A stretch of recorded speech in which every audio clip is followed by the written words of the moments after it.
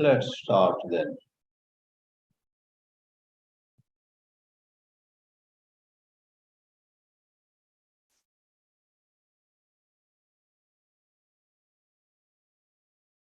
Namaste, everyone. We are going to take up a topic in this webinar 239, which is not all that high a topic. It is not high Vedanta. Therefore, some people may say, oh, this is coming down from the heights of Vedanta. I would like to first clarify that while in some sense it is coming down in terms of subtlety, but this is an advice that is likely to help 99% of people on the earth. Sri Krishna in Bhagavad Gita in chapter 6 begins saying, for the vast majority of people who may even be spiritual seekers, work, karma is what they should take up. It's only maybe 1% or even less than that who may primarily, predominantly operate on contemplative exercises, on withdrawal from activity, or keeping away from getting involved in the society, the various functions of the society. So if Sri Krishna himself says, karma, act well, act efficiently, act effectively, if Sri Krishna says this, highlighting its need for the overwhelming majority of human beings, we should not look at this webinar's topic as something with which we should not be bothered. On the contrary, every one of us has to introspect and figure out if we are dynamic enough, energetic enough, or has something gone wrong with us.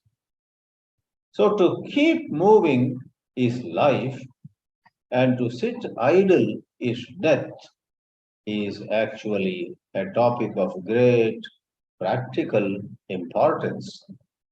Having said this, let me now share some simple slides with you.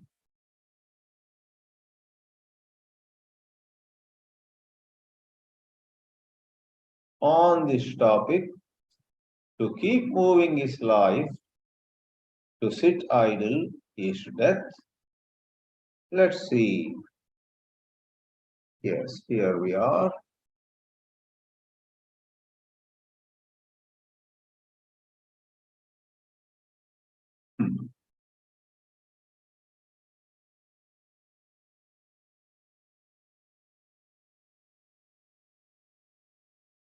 This is webinar 239 of FOI Forum.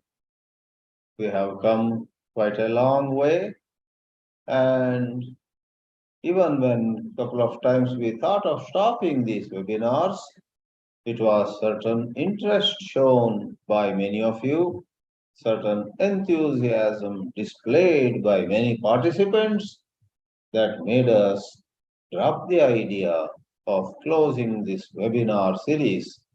We have been continuing, though it's not on every Sunday. We are nowadays doing it on alternate Sundays. So let's see. We sometimes tell children a story where there were two frogs and jumping around, hopping around, moving around. Somehow they came and, out of curiosity, got onto the rim of a pot having curd or yogurt. And both of them, very eager to look at what is inside, bent over and both of them fell into the pot filled with curd. Even as they went halfway, they became so uncomfortable. They started beating their feet. They tried to swim, but somehow it was so suffocating. They both went to the bottom of that pot. It is then that the first frog felt frustrated, hopeless, and just lay there at the bottom, only to die after some time, while the second went on trying its best. Again and again it was beating its feet and trying to come up, again sinking, again trying to come up, again sinking, moving left to right, right to left to the extent possible. In the process, it was creating so much commotion in that pot of curd that we don't know. At some point, the second frog got so tired and it went to sleep. It became unconscious. But the good news is, even as it went to sleep or became unconscious, there was a change in the curd. The curd had split into buttermilk and a ball of butter. And the second frog had landed on that ball of butter. And all of us know butter floats. Getting unconscious on that ball of butter, the second frog was unknowingly on top of the whole curd or yogurt. And after some time, when the second frog opened its eyes, it could not believe. It was able to see, look around, and see the world around. And how come I am here? It just jumped out and was saved. The simple story we share with children actually has significance for all of us, even if we have crossed 60 or 70. The Vedas talked about the spirit of putting in effort, spirit of moving on, not giving up and falling down. In a famous portion in the Veda, in Rgveda, Aitareya Brahmana, chapter 3, section 3, there is this famous mantra, Charaiveti, Charaiveti, made of three words, Chara, Eva, Iti. The instruction is move, move verily, move without looking left or right. Move on, get going. You and I know how in Kathopanishad also, Yama says to Nachiketa, Uttishtata, Jagrata, wake up, get up, and go to competent teachers and gain the liberating wisdom. In Bhagavad Gita, we have in the 6th chapter, 45th verse, Sri Krishna saying, while ordinarily people just go from life to life, Janma to Punarjanma to Punarjanma, and go in circles, there are some who are Yatamanaha, who put in effort and not content with just one word, Yatamanaha. Sri Krishna says, Prayatnad Yatamanaha.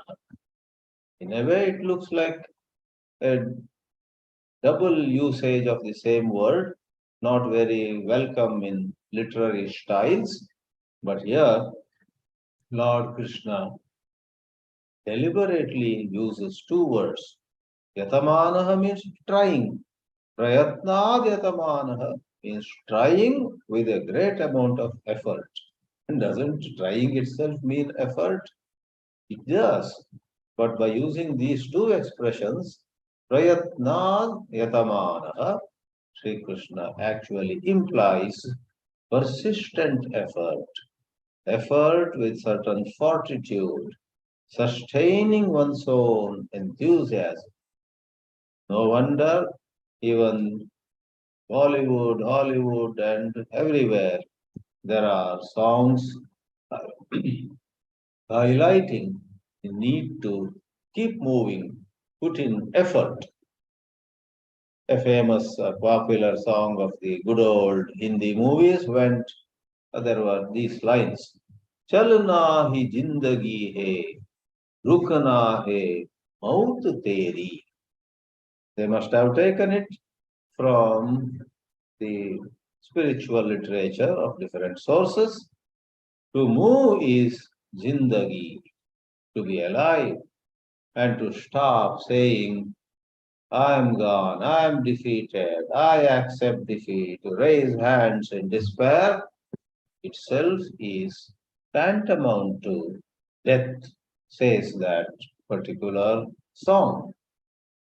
Other day, a little short story came to me, and the caption itself was rather intriguing. It said, Cows do not give milk. I said, What is this? Is there some typing error? And there was a little story. A father, I believe, was telling his sons, who were very small, 5-year-old, 3-year-old, while showing them all love, while giving them guidance in many matters, he would once in a while say, When you grow a little older, I will tell you a very important secret. And both the boys were very eager to know what on earth the secret was. But then the father held back. He did not reveal the secret till the older boy one fine morning celebrated his 12th birthday. That day the father said, You have completed 12 years. Come here. I will take you to a corner and tell you a secret. Or the secret which I always talked about. The older boy was excited. Okay, my father is going to tell me the secret. And that secret was this. The father took the boy to a corner, even as the younger one was jealous of the older one. Oh, I am not being told the secret. Okay, my time will come. The father said to the older boy, You know what? You may not believe. In this world, cows do not give milk. No cow gives milk in this world, I tell you. The son was very puzzled. What are you saying? Cows don't milk? No cow gives milk? Then the father smiled and explained. You know, it is as simple as this. No cow gives milk on its own. You have to milk the cow. No cow comes after you, comes behind you saying, Here is today's milk, and on its own pour the milk into a vessel you may keep below. Oh, we have to milk the cow. And that is how, my son, for heaven's sake, in life, do not make the mistake of believing things will come to you, things will happen on their own. You have to do your part as effectively as possible. And this truth is conveyed by another Subhāshita, Udyamena hi siddhyanti karyani na manorathai nahi suptasya simhasya pravishanti mukhe mrugaha. This lion is considered the king of the forest. But even the lion, for its daily food, has to go out of its cave, go hunt animals, and organize its own meal. The second half of the Sanskrit sloka is rather humorous. Nahi suptasya simhasya pravishanti mukhe mrigaha. Animals, all those which are the lion's prey normally, they don't come and fall into the mouth of the lion if the lion were just sleeping, keeping its mouth wide open. Lion also has to go out. What to talk about other creatures? Likewise, in human world also, even the bright ones, the talented ones, the gifted ones, they also have to work hard. What to talk of many of us who are not so gifted, not so talented, whose skills are rather moderate? It goes without saying. We have to put in effort. We have to keep moving. To keep moving is life. To sit idle is death. Now we have a saying in Sanskrit literature which goes like this. Kriya siddhi sattve bhavati mahatam nopakarane. We see many great people in the world around. In olden days, there were great ones in music and art, in science and philosophy, in sports and name it. In every walk of life, there have been greats, and there are greats, there will be greats. And this line from one of the classic works of Sanskrit says, their success, Kriya Siddhi, the phenomenal success that they achieved in their Kriya, in their works, all happened mainly because of, as the translation here says, necessary skills, of course, but even among people who have these skills, it is those who get up, get moving, and apply those skills, apply that intelligence in a sustained manner for a length of time. Having the necessary skills and putting hard work, both leads to success in all endeavors. And the last part of the Sanskrit line says, no upakarane. But I have the latest laptop with me. I have got the best smartphone with me. I have the very good car, vehicle, sports utility vehicle, this, that. I have bank balance. No matter what resources you have, what instruments you possess, if you don't use them, if you don't get going, then you will not succeed. Sometimes somebody is proud that she is the daughter of a very senior professor of the university. Ah, her father might be a very senior professor. This girl, who also may have intelligence, suppose sits idle.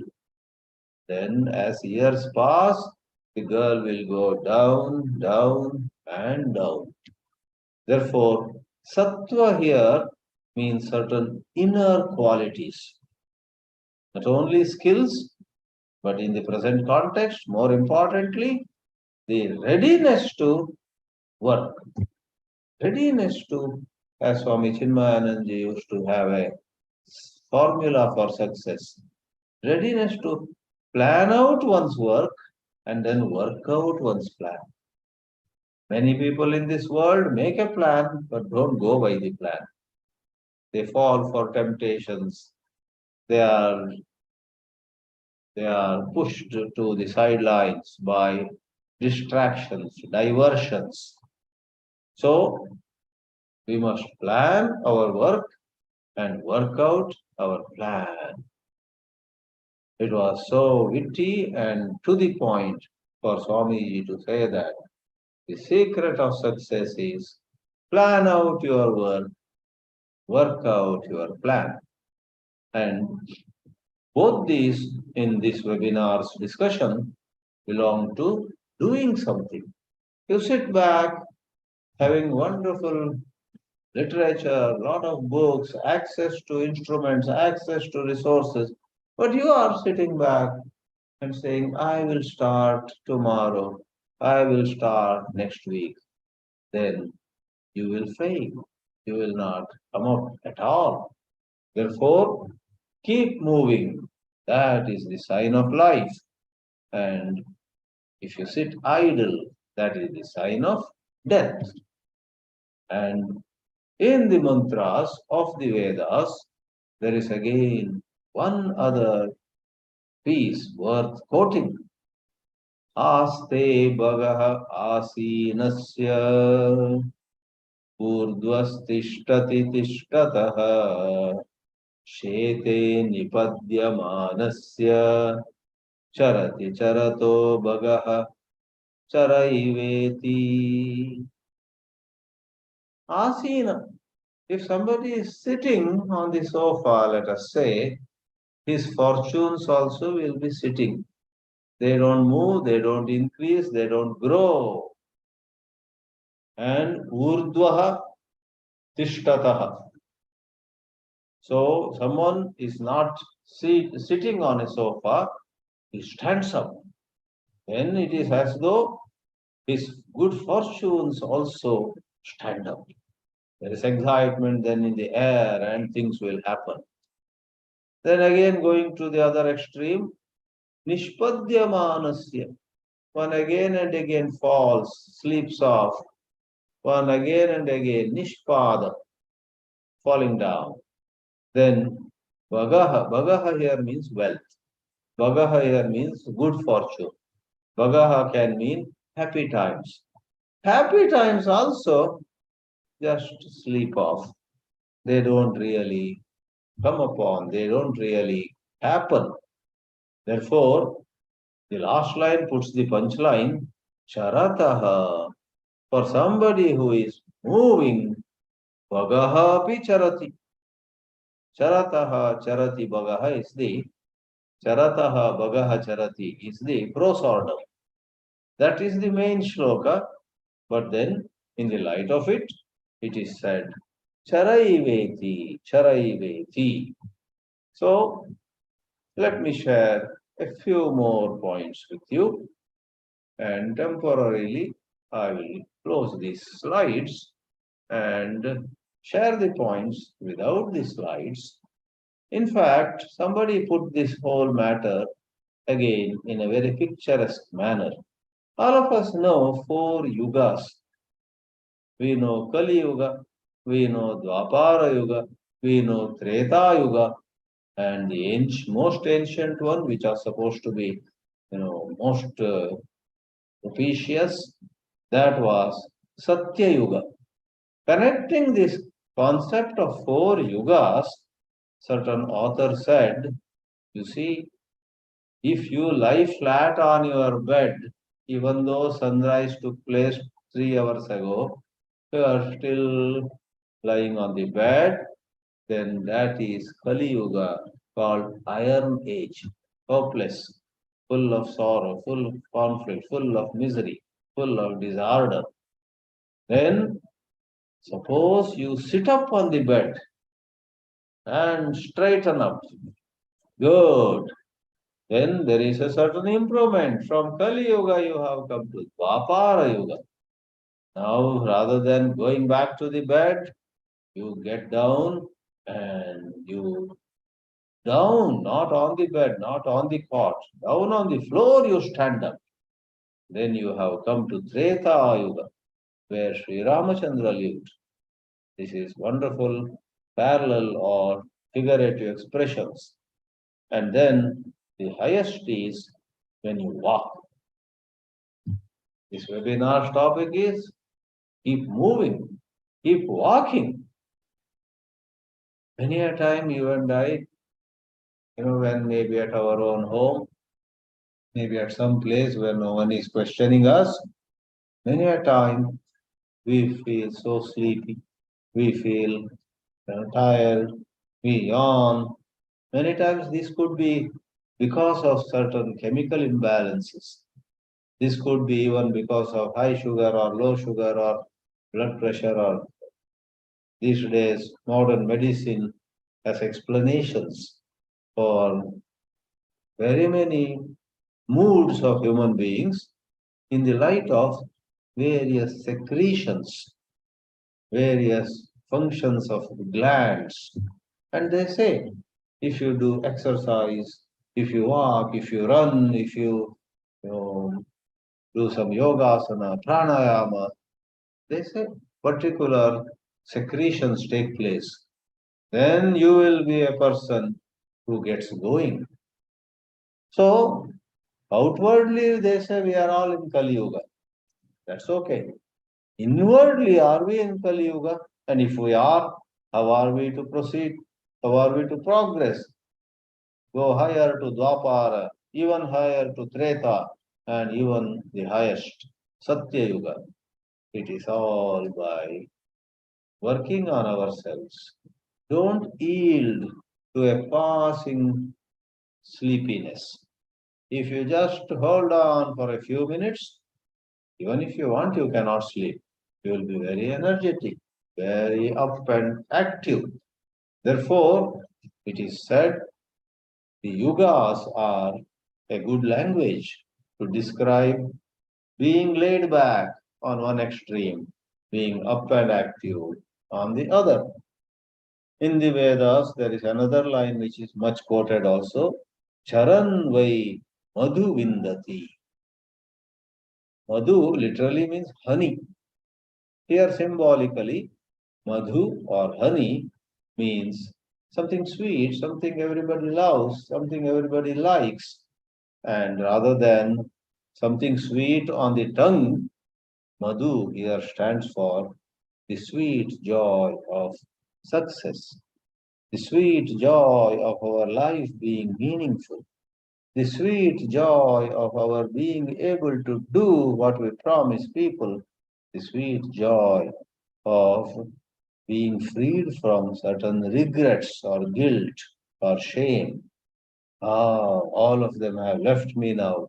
I'm so unburdened. I'm so light-hearted now. I feel so good. That is Madhu. Charanvai Madhu Vindati, says the Veda mantra, yet at another place.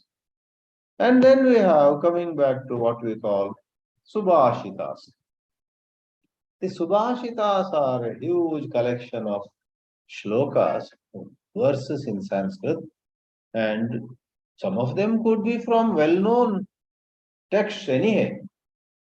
Some verses from Ramayana, some verses from Mahabharata, some verses from Bhagavad Gita, some verses from Upanishads, some verses from Manusmriti, from so many sources.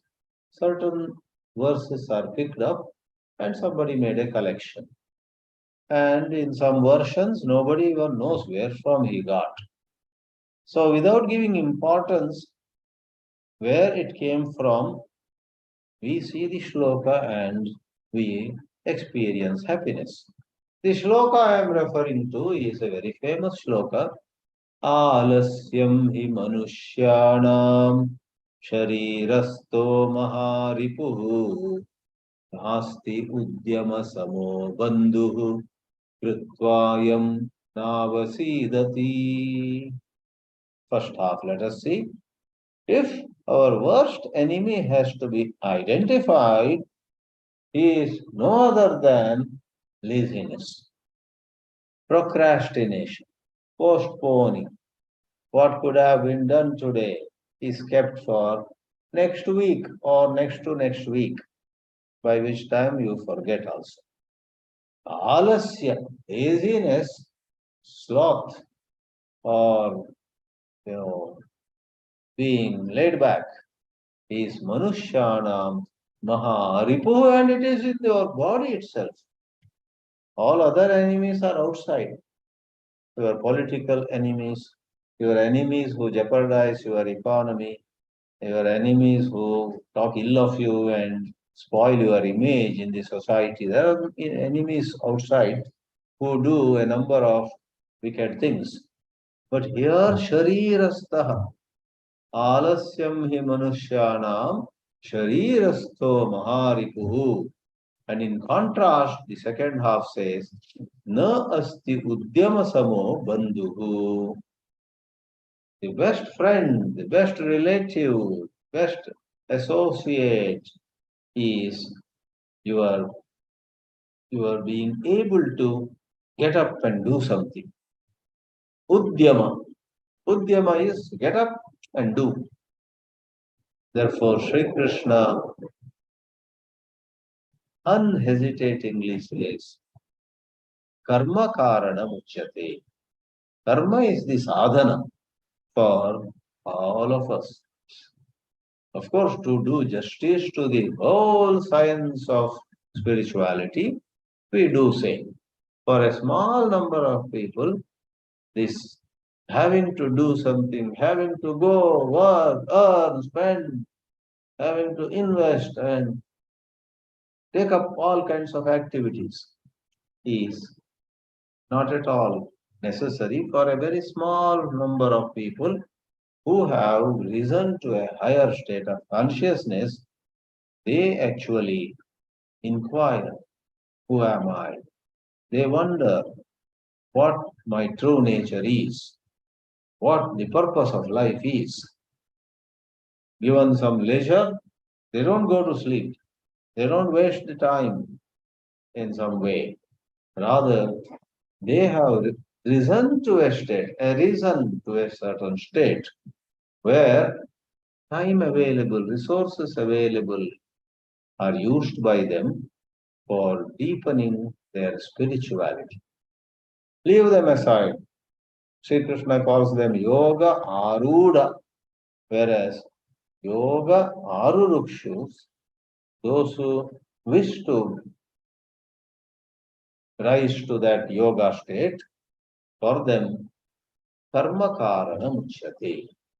In this way, the Shastras are replete with a number of instructions asking us to work, not overwork, work. Whatever work we are capable of, whatever action we are capable of, yatha shakti, as the expression goes. Nobody is asking us to work beyond our limits and then get some heart attack or some such thing. No, no. Plan properly. Even if you sleep 8 hours in 24 hours, in the remaining 16 hours, even if you can do sensible work, meaningful work, important work in about 5 hours, in the entire 24 hours, if you have spent 5 hours with adhering to priorities, attending to what is truly important, number one, people are happy. Many people will be grateful to you. Number two, you yourself will be upbeat. You yourself will be so cheerful. Therefore, to work hard, to finish things well in time, to keep promises, etc., is a great gift we may give to ourselves.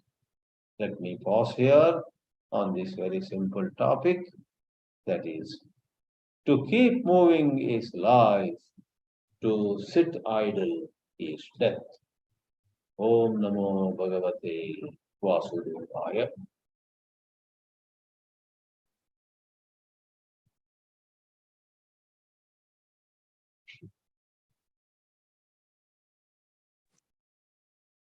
I'm sure many of you have something to say, something to ask. Hariom Swami was very good. Hariom. Though Yes. it is very difficult, he must follow. Yes, Parvati. One of my known Swamiji used to say, Chariveti, Chariveti. Because they were very active all the time in Bombay. He used to call me Chariveti.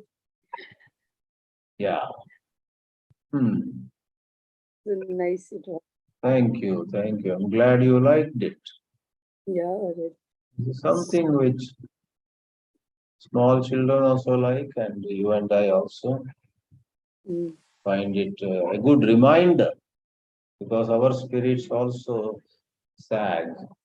We also become a bit disappointed and our moods go down. So this is all mood boosters. These are motivational talks in a way. Okay. Does Anita want to say something? Hariya Swamiji, this is Pravina. Ravina, yes, please. So Swamiji, what you said is wonderful in a physical level. Keep moving, not to be, and also that applies to even our mental, intellectual level too, right, Swamiji? Mm-hmm. If we stay where we are, Correct. with our own biases and Correct. not having understanding, Correct. even that slowly learning, looking at the facts and moving for a much open, broader intellect. Yeah. Exactly, right. So in the mind, we must recognize we have gone to a negative mood. So just to move to a positive mood. So you are right. In many ways, suppose I am harboring some dislike towards somebody, to identify it and say, I should not remain in this state of dislike. Let me drop that dislike and accept him, accept her as he or she is. That's also a charaiva, your mood, rather than remaining stuck in a negative outlook. Thank you so much. Swamiji, Shakuntala here. Can I say something? You must, please do. Okay, from what I look at it in a practical way, because I live in a different country where the situations are very different. But I feel that since last 15 or 20 days, I have joined one association where there are many Afghani refugees. They have come because of Taliban and political situations. Yeah. They have been brought here by the American government. And they don't know any other language other their own languages. And many women have never gone to school also among them. So I have volunteered to teach them English every day, 4 days a week, with certain benefits which are useful, because to go very far, I need the transport, and they have organized that for me. So practically every day I go there from 9:30 till 11:30. I try to teach them English, and I mean, I'm being productive, but the benefit is so much, not only to me, but to them. They have their own way of dealing with situations. Yeah. Though I have a translator there who knows English and also knows a bit of Hindi. So with her help, I'm able to communicate with these people. And I feel very productive and a sense of terrible satisfaction I'm getting. And one of them asked me, why are you doing this? So I told them, I'm not doing this because of you. I'm doing because I am getting satisfaction, and I am feeling grateful that you all are giving me this opportunity, that I'm able to do that. And they have their own way of appreciation, which are very different from normal ways. But whatever, they bring me some beads, they give me a little bit of food, what they cook. Very nice. A very great thing for me also, and for them also, and for the association. So that way I'm feeling good about everything. Beautiful. So what you are doing, helping out those Afghan refugees in the United States? Muslim, they are all Muslims, but people have different ways of dealing. But for me, they are humans and they are in trouble, and I must help them. Wonderful. That is also an expression of Charayveda. You could have said, oh, I have done enough in life, now I am not going to step out. If anybody wants, let them come to my doorstep, etc. On the contrary, at your advanced there age, are 36 people, 36 of them. I can't call them hall, some center, It's a center. It's called Astha. Right. It's a Seva center, and many others are all. Also, I have Okay, started, someone I else was donated. trying to speak. Okay, that's enough, Shakuntalaji. Yes, Mr. Yeah. Bhatt. Swamiji, this was the first shloka which I had learnt in my school. I see. For the Sanskrit in 8th standard. Which shloka is that? Alasyam. Alasya nahi suptasya simhasya manushyana. Yeah. And teacher taught that was the first one, and it used to come every time in the exam. We used to write it down. Yeah. And Nice of in you fact, to share. we used to apply it also as and when required. And but only two things which are in the mind. Sometimes like the cow's milk and hunting. I felt both are not good. I should not hunt. And again, I should not take the milk of cow because somebody else is due. But still we had to take it. So that was the mind which controversies kept on struggling into it, whether you have the rights to do it or you don't have the rights to do it, or kill somebody and expand your horizon. You don't expand your horizon by killing, you stay in a very limited growth. If you start killing, you can just become a king. So that was two things. Yeah. Oh, nice of you to share that. Swamiji, Anyone else? Yeah, Anita here. Yes. No, I just had a thought when we were talking about the procrastination. Because procrastination, you can get into action when you know it is the right thing.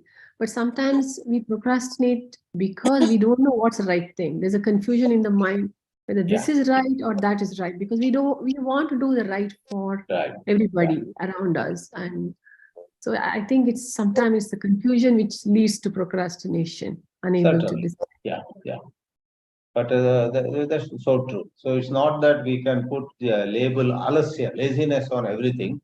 Many times somebody is not able to act, or there is no clarity what is the right thing to do. Then in such a situation, that person should ask another question to himself. What do I do to get clarity? So maybe study, consult somebody, take help from someone who may have clarity on such things.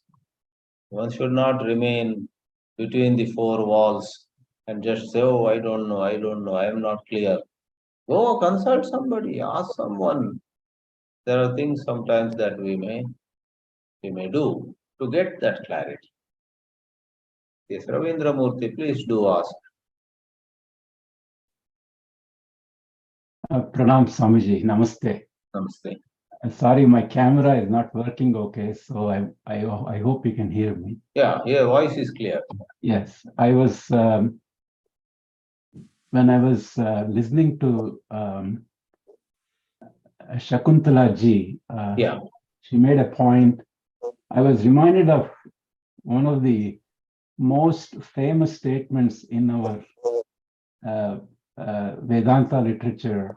I don't remember whether it is Yagnavalkya telling Maitreyi, everything that we do in this life is for our own sake, to please our own self.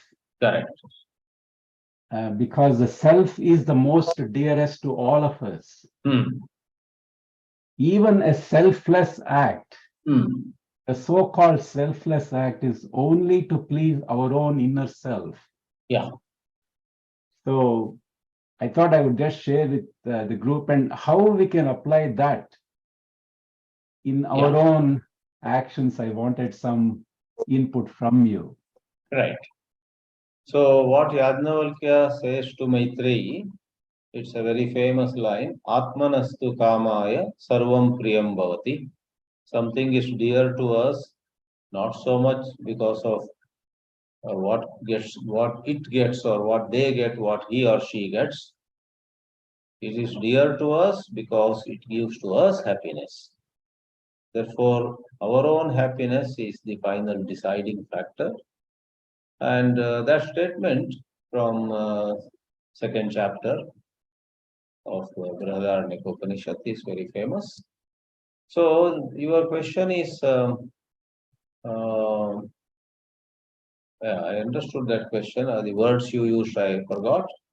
But the difference is, even though all that we do is meant for our own happiness, a number of things we do not bring to us happiness. They make us sad. more sorrowful. That means we have not understood what brings us happiness, what brings us sorrow. There are certain things which bring immediately happiness. A diabetic goes and just eats a lot of ice cream, and he definitely enjoys at that time. But afterwards, so many health complications may come up.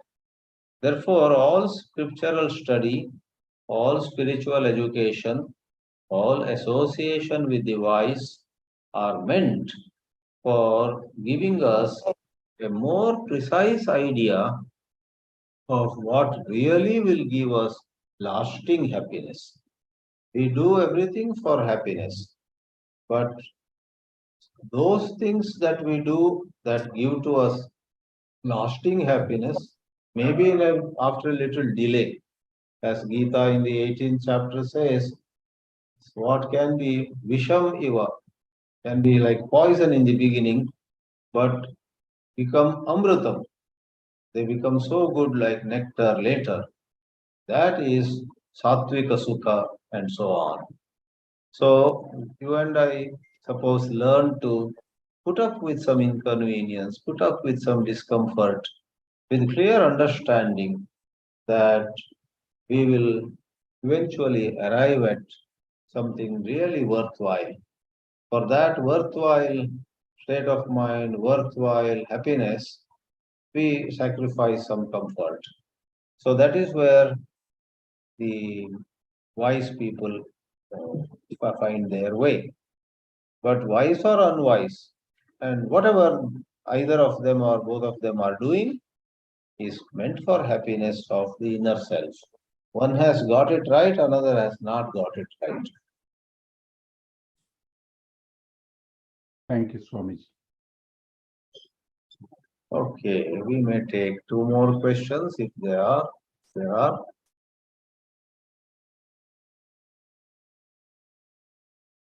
You see the chat box also, many have said Hari Om and Namaste and so on, but I don't see question there. So, orally, with the mic on, you may express it loudly.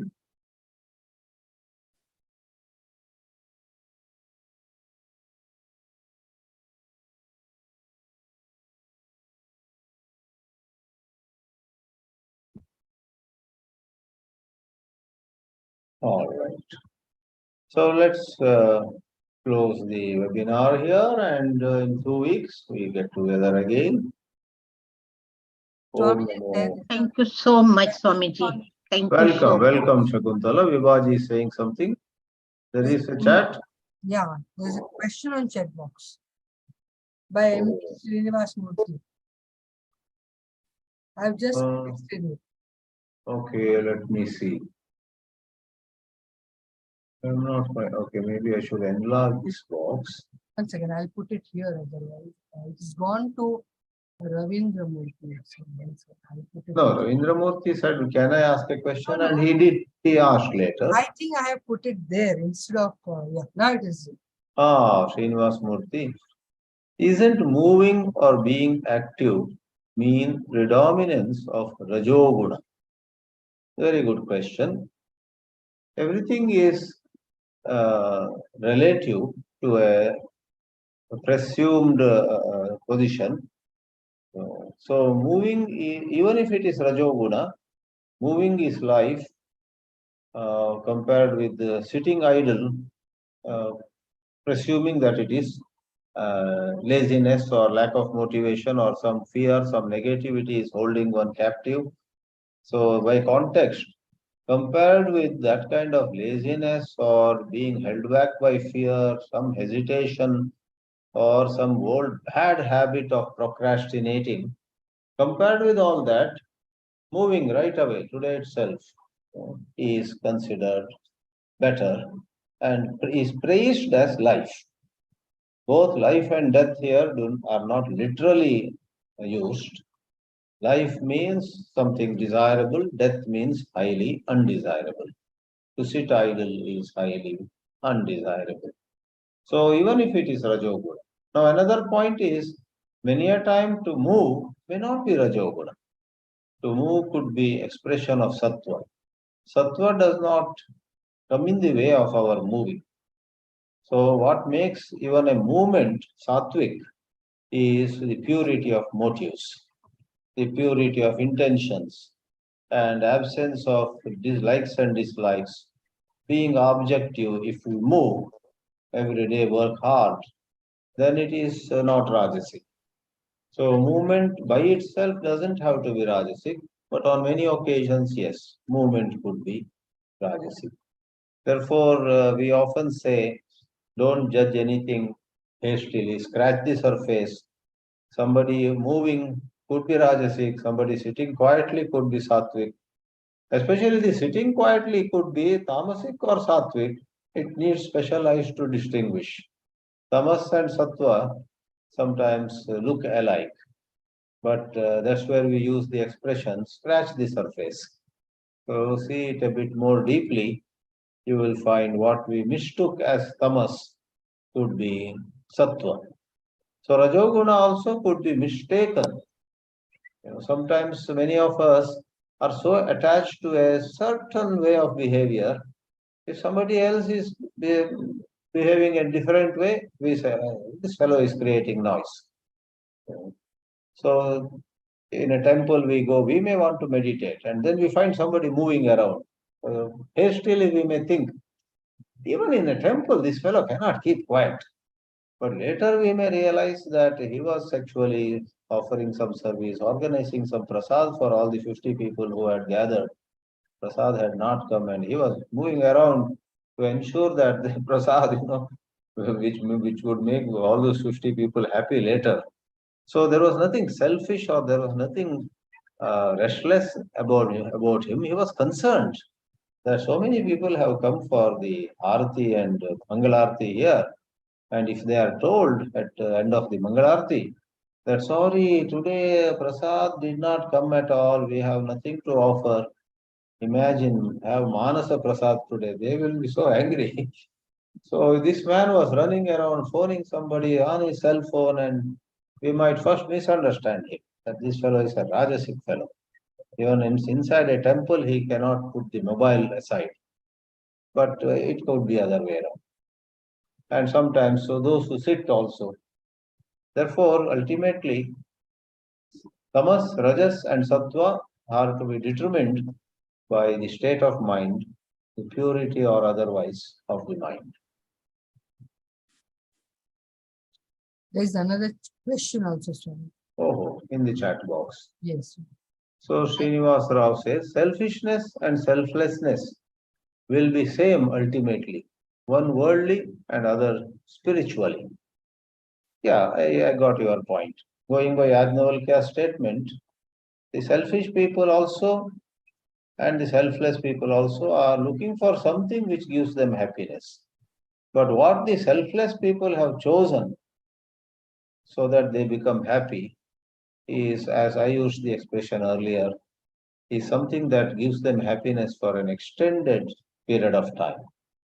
The selfish people, they are same because they also are looking for happiness, but in their spiritual immaturity, the selfish people opt for something looking for happiness there, and they get happiness just for a little while. Very soon they will be filled with conflict, remorse, guilt, and so on.